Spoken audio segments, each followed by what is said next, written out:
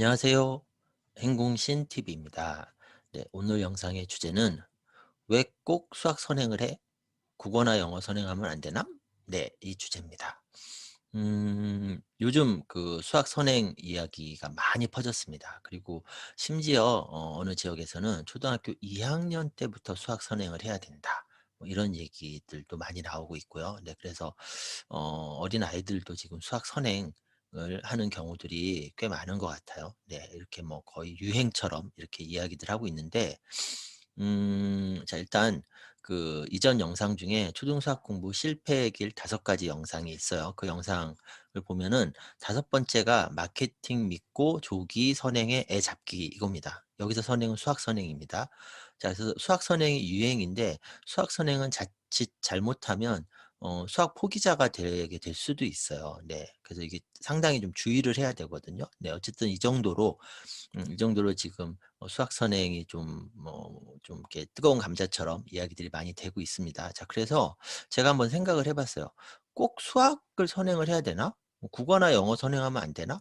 수포자로 갈 위험도 있다고 하는데 꼭 수학으로 해야 되나?' 네, 이 생각을 한번 해 봤거든요. 그리고 정리를 했습니다. 그래서 그 부분을 영상을 통해서 네, 전해 드릴게요. 자, 수학 대신에 국어나 영어 선행하면 안 되는 건지, 네, 된다면 뭐 다른 길도 생기는 거니까요. 자, 일단 선행을 왜 하는지. 자, 일단 수능 때문에 선행을 하는 건 아닙니다. 네, 만약에 수능 때문에 선행을 하는 거라면 예전에 수능 시험만 보고 대학 가던 때가 있었죠. 네. 그때 이미 선행을 했겠죠.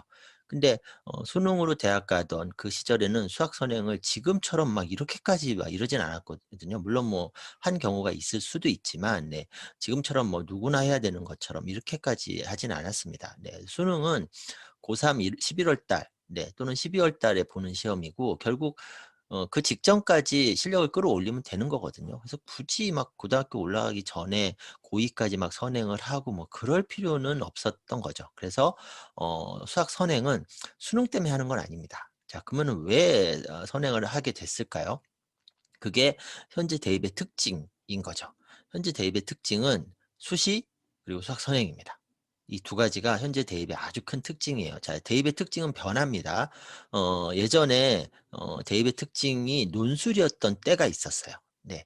그래서 그때는 논술을 잘해야 대학을 잘 가는, 네, 그런 때도 있었고, 그다음에 영어가 굉장히 강조된 때도 있었습니다. 특기자 전형이라고 하죠. 그래서 영어만 잘하면, 네, 그래서 어떤 경우가 있었냐면 아이가 공부를 못 해요. 중학교까지도 공부를 못 해요. 네. 이게 방법이 안 나올 것 같아요. 그럼 외국을 보내요. 그래서 외국에서 한 3년 정도 지내다 와요. 그러면은 영어는 언어다 보니까 뭐 어떻게든 이제 되는 거예요. 네. 물론 이제 아이가 또 노력을 좀 해야 되겠지만 어쨌든 환경을 확 바꿔 버리면, 네, 그리고 돌아와요. 네. 그러니까 얘가 이제 영어는 이제 잘하게 된 거죠. 네. 그러면 다른 과목과 상관없이 영어만 잘하면서 그 요인으로 대학을 가던 때도 있었습니다. 그걸 특기자 전형이라고 얘기를 하죠. 이런 식으로 대입의 특징이 시기마다 달랐어요. 네. 이제 논술, 아까 방금 전에 이제 잠깐 얘기를 했는데, 자, 지금은 대입의 특징이 논술이 아닙니다. 아닙니다. 네. 그래서 논술을 다르게 바라봐야 됩니다. 네. 이 부분에 대해서 제가 이제 언젠가 정리를 할 거고요. 자, 어쨌든 현재 대입의 특징은 수시, 수학 선행이에요. 그래서 수시 때문에 선행을 하는 셈인 거죠. 자, 그러면 오케이. 수시 때문에 선행을 해야 된다. 자, 근데 왜 꼭 수학만 해야 되냐는 거예요. 왜? 자, 일단 하나 더요. 자, 선행을 왜 해야 되냐? 자, 수시 때문이라고 하는데 왜 수시 때문에 선행을 해야 되냐? 간단합니다. 너무 바빠서 그래요. 할 게 너무 많아서. 고등학교 올라갔을 때 할 게 너무 많습니다. 일단 중간고사, 기말고사 시험을 잘 봐야 되고요. 그다음에 중간중간에 각 과목별 수행평가도 잘해야 되고요. 그다음에 중간중간에 내 아이가 다니는 고등학교의 그 경시대회, 고등학교 교내 경시대회도 좀 챙겨야 되고요. 그러면서 뭐 동아리나 자율활동 같은 거, 그다음에 봉사활동이나 진로활동 같은 비교과 활동도 챙겨야 됩니다. 네. 해야 되는 가지수가 너무 많아요. 예전처럼 중간고사, 기말고사, 수능 끝 이게 아닌 거예요. 네. 너무 많다 보니까, 그래서 너무 바쁘니까, 그래서 고등학교 들어가기 전에 미리 선행을 해서 부담을 줄여 주는 겁니다. 네. 이건 저도 인정합니다. 네. 뭐 계속 말씀드리지만 저희 애는 초중고를 다 거쳤거든요. 그리고 잘했거든요. 근데 고등학교 1, 2, 3 학년 때 진짜 바빴어요. 네. 저보다 더 바빴어요. 네. 그래서 이제 인정을 합니다. 저도 인정을 해요. 자 그러면은 선행을 하면 좋긴 한데 '수학 말고 국어를 하면 안 되나?' 네 이 생각을 해 봤거든요. 근데 결론은 '아 국어보다는 수학이 낫겠구나.' 자 이유는 국어 선행이 수학 선행보다 더 쉽다면 네 그러면 국어 선행도 선택지 중에 하나가 될 수 있겠죠. 근데 국어 선행이 수학 선행보다 더 어려운 것 같습니다.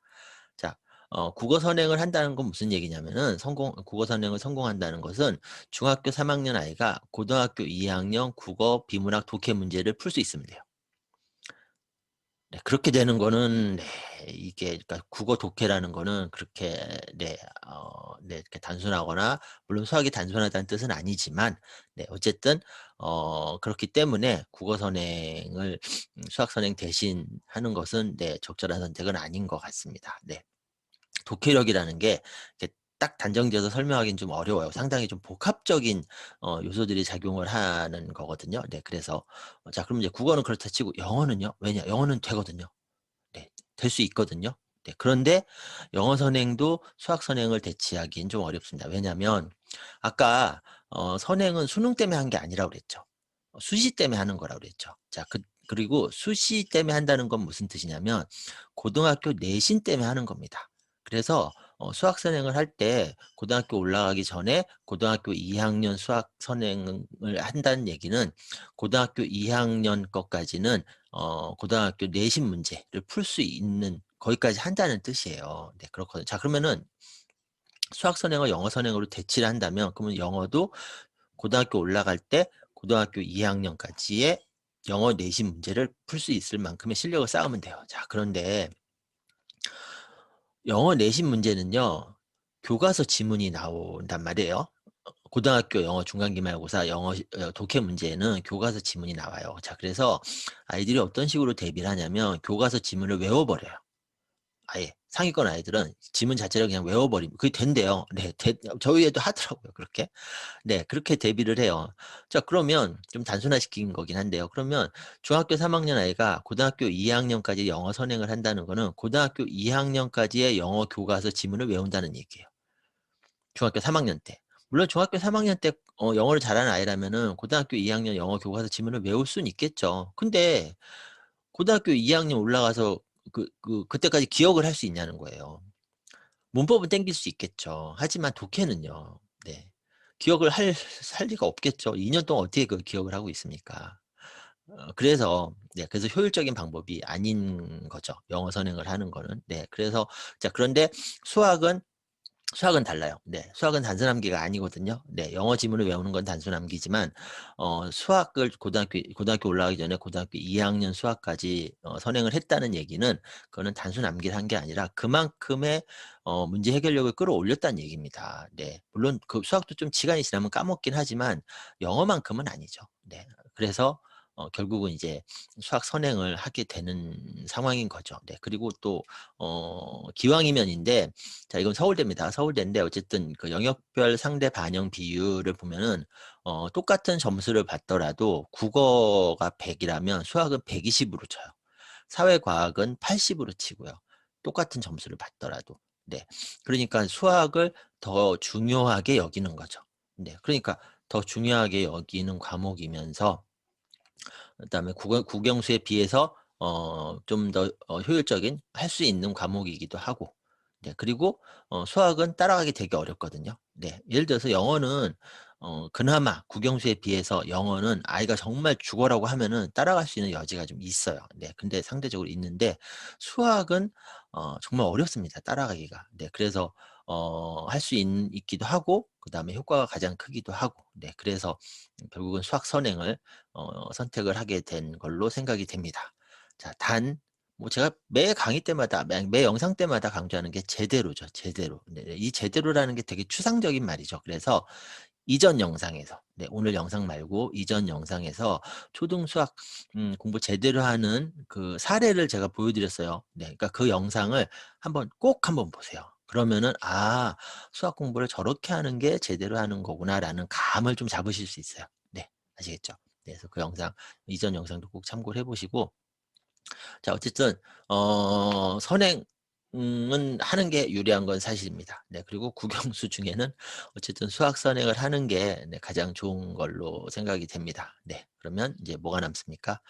수학 선행을 제대로 차근차근 하는 거, 요게 남죠. 네. 요거를 이제 어떻게 할 것인가에 대해서는 또 앞으로 네 제가 차근차근 정리를 해서 올려 보겠습니다. 네.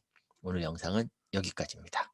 네. 우리 그 공부할 때 아이 공부할 때 학년 공부도 봐야 되고 그다음에 그 순간의 공부도 봐야 되지만 더 중요한 건 뭐냐면 큰 그림을 그리는 거예요. 왜?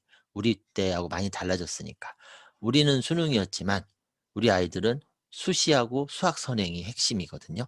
네, 이렇게 많이 바뀌었기 때문에 우리 부모부터 큰 그림을 다시 그릴 필요가 있습니다. 그래서 그것과 관련된 영상도 간간히 올리고 있거든요. 네, 꼭 도움이 되셨으면 좋겠고요. 저는 다음에 다른 영상으로 또 만나 뵙도록 하겠습니다. 네. 안녕히 계세요.